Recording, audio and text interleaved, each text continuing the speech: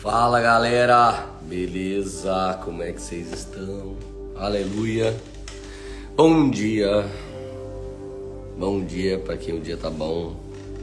Bom dia para quem o dia tá ótimo. Bom dia para quem o dia tá ruim. Bom dia. Como que vocês estão? Fala comigo. Gente, se não repara não que eu tô zoadaço. Só la gratia. Só a misericórdia de Jesus. Aleluia. Já encaminha essa live aí pro máximo de pessoas que você conseguir. Você tá bem, gente? Você tá feliz? Deus abençoe os meus colaboradores. Deus abençoe seus selinhos. Olha, eu melhorei um pouco. Misericórdia. Eu vim aqui por causa de vocês, viu, gente? Porque eu mesmo não viria não, que eu tô zoado. Misericórdia.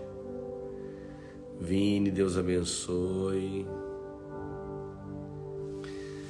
Rosimere, Deus abençoe. Como que vocês estão, minha gente? Felizes? Laura, Deus abençoe você. Amigos, reparte aí com a galera essa live. Michele, Deus abençoe. Gente, não repara se eu tossir, não repara se eu espirrar, se eu puxar o nariz, porque eu não tô legalzão não. Mas o bom é que você pode falar comigo sem pegar gripe, essa parte boa da gente estar nessa live. Diego Bigode, Deus abençoe, meu amigo. Vamos lá, gente. Quero repartir com vocês mais um Spark. Spectrons, Deus abençoe. Brigadeiro, Deus abençoe. Eu já tô com saudade de vocês, Regi, Ju, Ana Clara, Júlia, todos vocês, voltem logo. Salmo 127. Perdão. Salmo 127, abra nele rapidinho. Salmo maravilhoso. Saulão, Deus abençoe, meu amigo. Salmo 127 diz assim. Vamos dar uma mergulhada versículo por versículo. São apenas 5 versículos. Vai ser bem legal. É um salmo pequenininho, com muito poder, com muita instrução, com muita direção. Karina, Deus abençoe. Tô meio melhor, não tô completamente melhor. Meio, mas tá bom. Podia ser pior. Perdão, gente. Salmo 127. Vamos lá. Se não for o Senhor, o construtor da casa, será inútil trabalhar na construção. Se não é o Senhor que vigia a cidade, será inútil a sentinela montar guarda. Cara de Deus. Olha que forte isso, gente. Estamos no Salmo 127 aí. Esse primeiro versículo fala de estabelecer coisas, de estabelecer uma casa. Esse primeiro versículo fala de estabelecer um negócio. Esse primeiro versículo fala de estabelecer ministério, igreja, de estabelecer uma casa. Casa significa seu próprio lar. Casa significa um lugar para estarmos juntos congregando. Casa significa uma célula. Casa significa um ajuntamento de pessoas que precisam conviver. Se Deus não fizer a casa, em vão o trabalho quem tenta fazer. Se Deus não fizer a igreja, se Deus não fizer o ministério, se Deus não fizer aquilo que você está fazendo em vão. Se o Senhor não vigia, em vão trabalha a sentinela, no caso a polícia, a segurança, as câmeras de segurança. É Deus que guarda, é Deus que protege. Nós preparamos os nossos filhos, cuidamos dos nossos filhos, mas algum minutinho, algum segundinho diante de nós, eles podem cair, eles podem se machucar. Então nós guardamos, nós somos zelosos, mas nós sempre temos que orar e pedir a Deus seu cuidado, sua proteção. Então tudo que você for fazer, faça como se tudo dependesse de você. Mas ore como se tudo dependesse somente de Deus, porque no final é isso que se cumpre, tudo depende de Deus. Às vezes nós estamos lá trabalhando para guardar nosso dinheiro, aparece um investimento bom e a gente desatento não percebe que é uma cilada, coloca nosso dinheiro lá, nosso dinheiro desaparece. Às vezes uma boa oportunidade de sociedade, a gente entra sem orar e daqui a pouco aquilo dá errado. Se Deus não guardar, em vão trabalham os que tentam guardar. Se Deus não prosperar, então saiba que alguns homens incríveis, algumas mulheres incríveis, que fazem coisas incríveis, eles só se deparam de que eles não são sobrenaturais e perfeitos quando alguma coisa dá errado. Então consagre ao Senhor tudo que você está começando a fazer. Contudo, o texto está falando sim de casa, família. O texto está falando de família. O texto está falando de lar. Gente, o melhor lugar do mundo precisa ser o seu lar. Vocês já perceberam quantos herdeiros odeiam a empresa do seu pai, o negócio da família? Por quê? Porque herança não é legado. Muitos trabalharam na construção de uma fortuna, muitos trabalharam na construção de uma empresa, muitos trabalharam na construção de N coisas e permitiram que o seu lar desfalecesse. Então presta atenção. Não é sobre acumular bens, não é sobre ter resultados, é sobre dar frutos. Imagina só se eu fosse um pastor bem-sucedido e meus filhos odiassem a igreja. Se eu fosse um pastor, homem de Deus, e minha família odiasse o ministério, não quisesse estar nele. Significa sim que eu fui negligente naquilo que eu mais amei. Ame a Deus sobre todas as coisas. E logo em seguida, ame seu lar, ame sua casa, ame seu marido, ame sua esposa, ame seus filhos, ame aquilo que Deus confiou em primeiro lugar na sua mão. Então olha só, ainda no versículo 1, nós podemos entender. Vou dar um exemplo sobre ministério para vocês terem uma ideia. 1 Coríntios 3, versículo 6. 1 Coríntios 3, 6. Eu plantei, Apolo regou, mas é Deus quem fez crescer. De modo que nem o que planta, nem o que rega são alguma coisa, mas unicamente Deus que efetua o crescimento.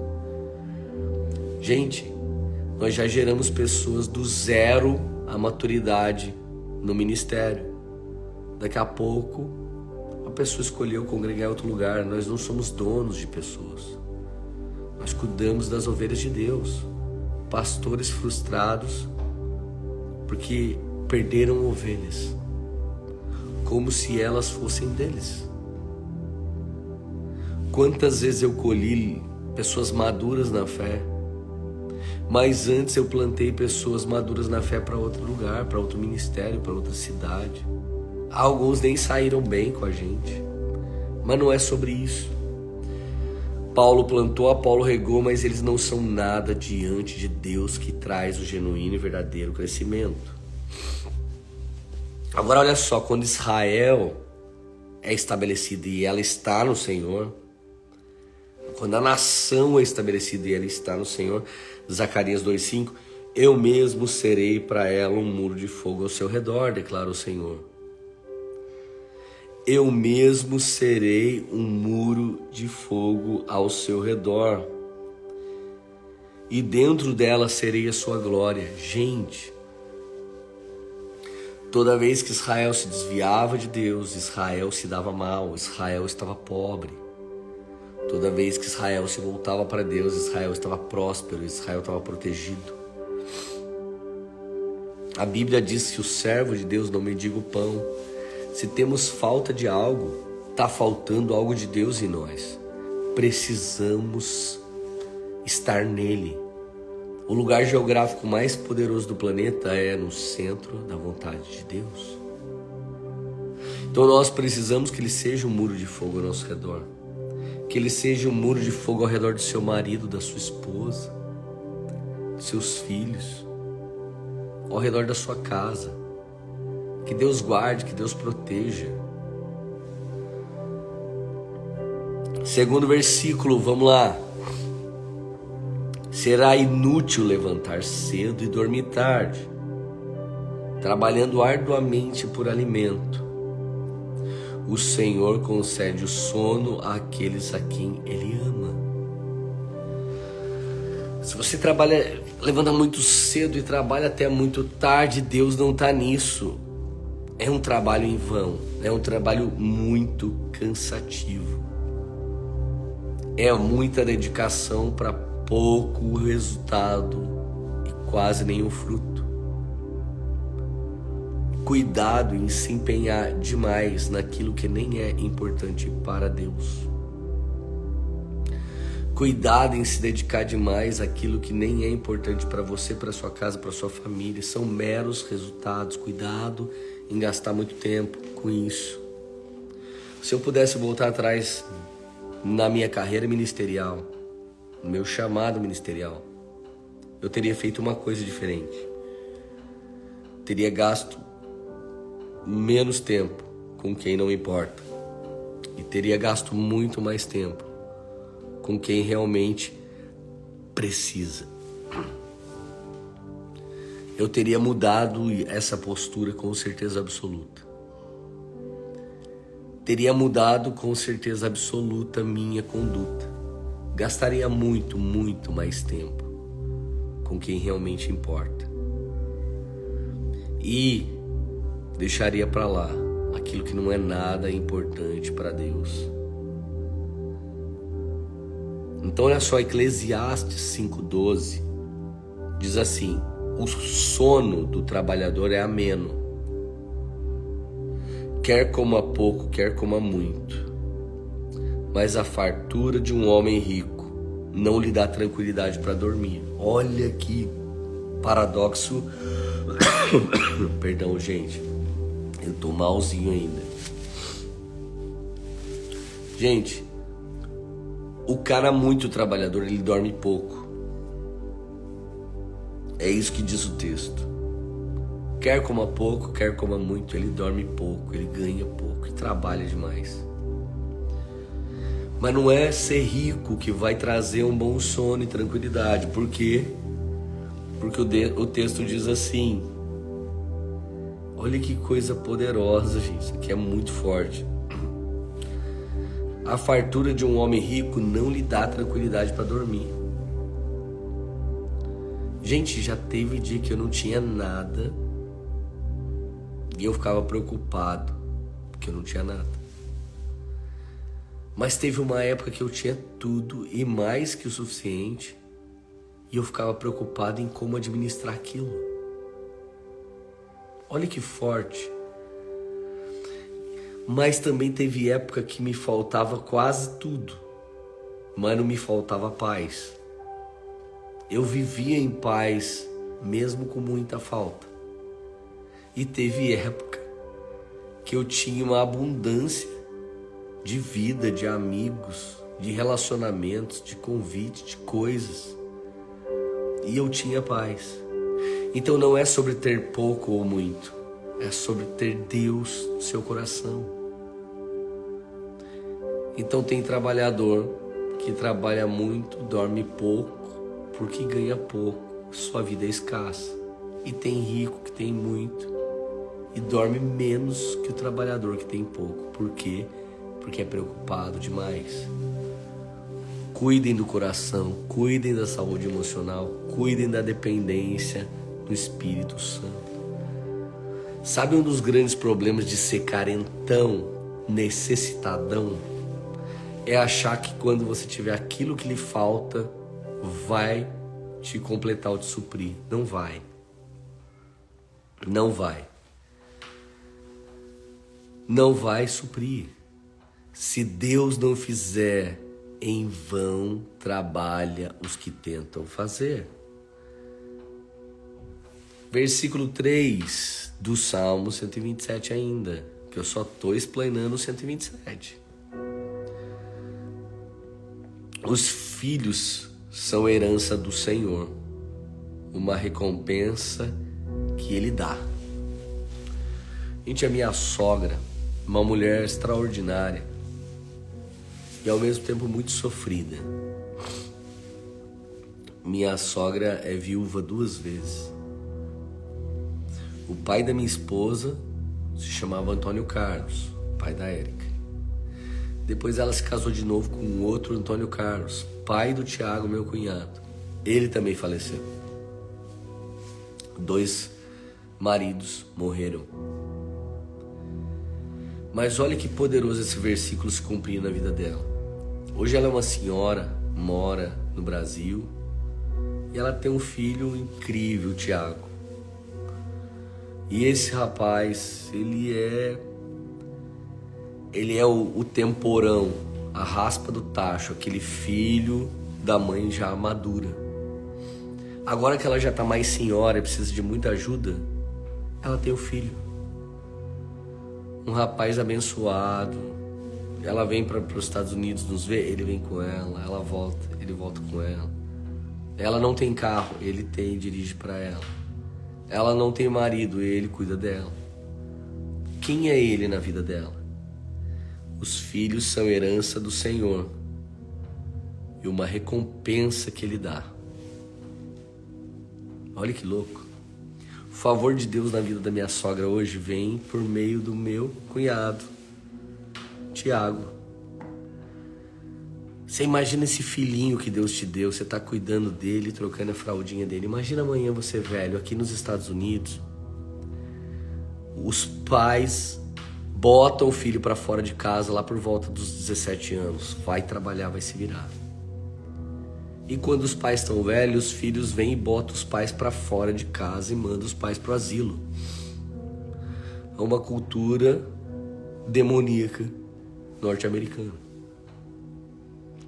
O brasileiro pode passar muita luta financeira, pode passar muita dificuldade, mas o brasileiro não põe o pai para fora de casa quando está velho.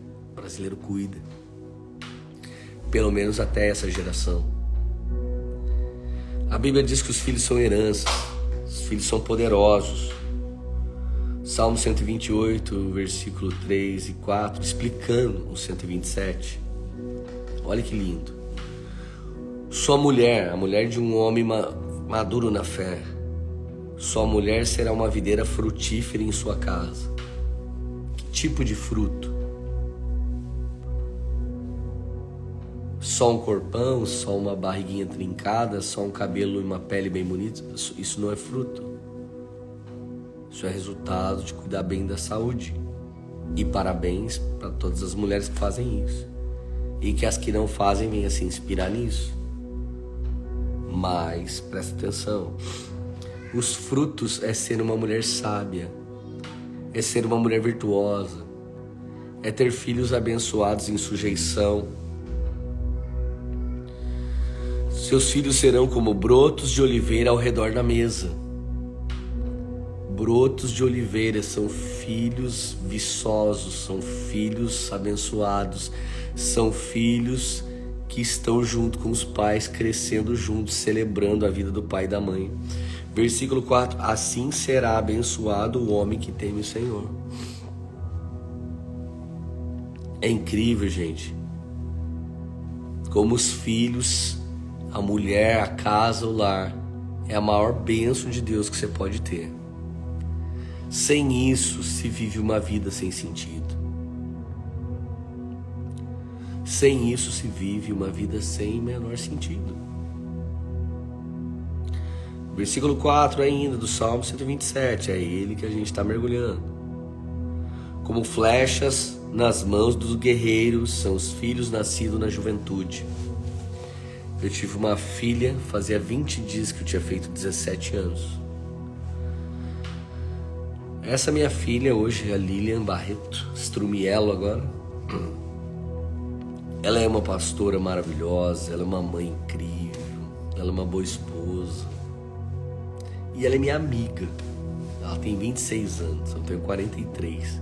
Minha amigona. A gente bate papo. Às vezes eu até esqueço que eu sou pai dela, porque ela é mulherão, amigona, amiga de comunhão, amiga de ter tempo junto. É muito gostoso. Eu me lembro um dia que chegou ela, meu genro, eles eram recém-casados. Aí eles bateram na porta de casa com um monte de queijo, um monte de oleaginosas, uma garrafa de champanhe, foram nos visitar, viemos ter um tempo de qualidade. Cara, minha filha veio com seu marido pra gente ter uma comunhão com aquela que a gente tem com os nossos melhores amigos. O que foi isso? Foi uma flecha. Eu me lembro que eu falava, Lília, eu sou sacerdote junto de você até que Deus te deu o seu. Até que Deus te deu um marido maravilhoso. Um homem que junto com você vão governar um lar, vão governar uma casa. Vão governar aqui na terra como no céu. Na nossa entrada, que eu enganchei com ela para entregá-la a ele no casamento, nós fomos entrando. Eu brinquei com ela e disse, Lia, ainda dá tempo de você escapar daqui, hein? Pode ser.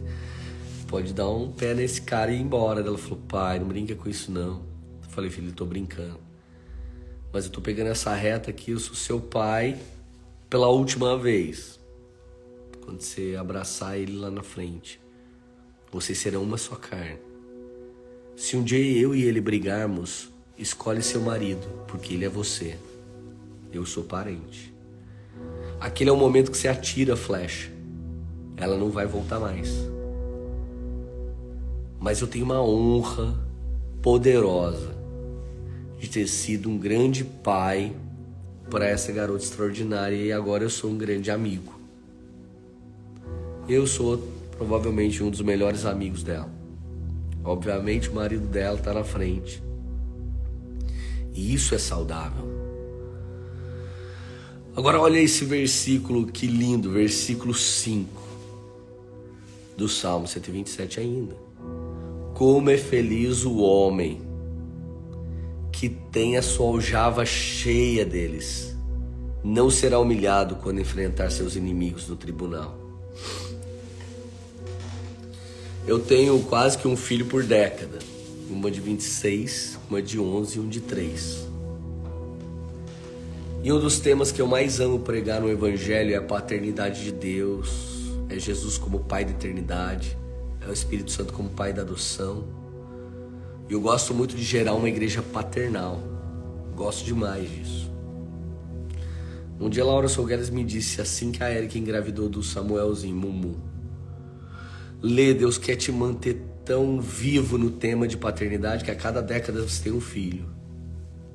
E olha que legal, gente. Meu filhinho pequeno, eu sou tutor dele. Samuel, não lambe a tomada, você vai tomar choque. Samuel, se não escovar o dente, apodrece seus dentes. Mas a Radassa de 11, eu não falo mais sobre a tomada, eu não sou mais tutor da Radassa, eu sou treinador. Radassa, já escovou o dente? Radassa, tá de brincadeira que você tomou choque? Você já sabe que a tomada dá choque. Mas a minha filha mais velha, ela tá na época da amizade. Você vai desenvolver suas flechas assim. Primeiro você é tutor, depois você é treinador, depois você atira a flecha. Primeiro você cuida nos mínimos detalhes, depois você vai aperfeiçoando e depois você vira amigo. Se você não é amigo do seu pai, não é amigo da sua mãe, houve um descuido nisso. Houve um descuido. Você precisa então, de alguma maneira, restaurar isso. Leandro, não tenho mais meus pais, fica tranquilo, Deus é pai. Ah, minha família não é legal. A igreja é uma família. Se a sua não é, procura uma que seja. Igreja não é um lugar para congregar. Igreja é aquilo que estamos nos tornando como corpo de Cristo. Igreja não é um lugar para você ir. Igreja é aquilo que estamos nos tornando no Senhor. Então olha que legal. Jeremias 50, verso 9. Elas tomarão posição de combate contra ela e a conquistarão. Suas flechas serão como guerreiros bem treinados que não voltam de mãos vazias. Esse trecho demonstra, o primeiro trecho que eu li, filhos são flechas. E esse trecho diz que as flechas bem treinadas serão grandes conquistadores. Trabalhe na aptidão de seus filhos, trabalhe no dom dos seus filhos, catapulta os seus filhos para o melhor deles, para o melhor futuro para eles. Jesus, ele diz que nós faríamos obras maiores. Impulsiona seus filhos para ser muito melhor do que você. Traga confiança para eles, os treine. A minha filha Lilian treinava numa coisa, a Radassa eu treinava em outra coisa, e o Momu treinava em outra coisa. Por que treino em outra coisa? Porque cada um deles tem um estilo, tem um temperamento, tem um dom. Cada um deles é trabalhado de uma maneira. Cada um deles é bem cuidado de uma maneira muito poderosa. A Lilian morria de vergonha de falar em público. Hoje ela é uma pastora que fala no púlpito. A Lilian sempre teve inclinação de ajudar pessoas. Hoje ela é psicóloga. Radassa é extremamente artística, dançarina, pintora, cantora. Eu invisto na arte dela. Mumu a gente ainda está descobrindo, ele tem apenas 3 anos, ele vai nos revelando. Agora, criança insensata, você educa. Gente, como eu tenho visto na igreja, crianças sem educação, sem limite, sem governo, sem direção dos pais. Troca o Netflix por ministração sobre os filhos. Troca seu excesso de vaidade por uma dedicação sobre os filhos. Cuide das suas flechinhas, para que elas não errem o alvo. Para que elas sejam atiradas no centro da vontade de Deus. Isaías 49, 2. Ele fez da minha boca uma espada afiada, na sombra de sua mão ele me escondeu, e ele me tornou uma flecha polida, escondeu na sua aljava. O processo de depender de Deus vai nos preparando como flecha. Prepara a vareta, prepara aquele estabilizador atrás, prepara a ponta. O processo de cuidar dos filhos é a mesma coisa. Gera os seus filhos na oração, gera seus filhos na palavra de Deus. Nunca repreenda a criança de ser criança, mas repreenda o filho de ser rebelde. Não permita que o seu filho seja discipulado pelo iPhone, pelo tablet, pelo Samsung. Você cuida do seu filho, você discipula o seu filho. O último e grande avivamento da terra não vai ser em Asbury, universidade. O último grande avivamento da terra vai ser dentro da sua casa. Ou você prepara seus filhos ou o mundo já está tomando eles. Ou você prepara sua esposa ou o mundo está tomando ela. Ou você prepara seu marido ou o mundo está tomando ele. Ou vocês preparam os seus filhos e preparam o seu lar, preparam a sua casa. Os pastores não têm obrigação de restaurar sua casa, mesmo porque Deus não restaura casa, Ele restaura gente. Deus não restaura casamento, Ele restaura pessoas. Se Deus restaura você, Deus restaura pessoas. Se Ele restaura você, Ele restaura sua casa, seu lar, seus negócios, tudo que é seu. Então, depois de toda essa explicação breve sobre o Salmo 127, eu vou ler ele de novo. E olha como o entendimento dele tá bruto dentro de você, tá avassalador. Se não for o Senhor o construtor da casa, será inútil trabalhar na sua construção. Se não é o Senhor que vigia a cidade, será inútil a sentinela montar guarda. Será inútil levantar cedo e dormir tarde, trabalhando arduamente por alimento. O Senhor concede sono àquele a quem Ele ama. Você vai dormir bem, se você sentir o amor de Deus. Os filhos são herança do Senhor, uma recompensa que Ele dá. Como flecha nas mãos dos guerreiros, são os filhos nascidos na juventude. Como é feliz o homem que tem sua aljava cheia deles. Não será humilhado quando enfrentar seus inimigos no tribunal. Eu quero, nos últimos dias da minha vida, se Jesus não voltar até lá, eu creio que Ele volta, eu não chegarei nos meus últimos dias. Mas se porventura isso acontecesse, eu queria ser um velho sábio, sentado numa cadeira de balanço, tomando um café numa caneca de ágata, com minha Bíblia de papel na mão, recebendo meus netos e bisnetos, abençoando eles. Sua bênção, vô, bisavô, seja abençoado em nome de Jesus. Liberando palavras sobre os meus filhos. Você lembra daquela benzedeira que você já visitou quando era pequeno? Você lembra daquela irmã do círculo de oração que sempre que você estava mal, alguém chamava eles para orar? Lembra dessas pessoas especiais?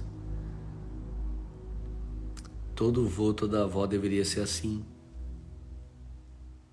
Todo pai, toda mãe sendo aperfeiçoado na sua paternidade e maternidade deveria se tornar isso. Não é o pastor, o homem que tem o dom. O trabalho do pastor é gerar vocês para que vocês cresçam no Senhor, na graça, no conhecimento, no poder de Deus. Amém?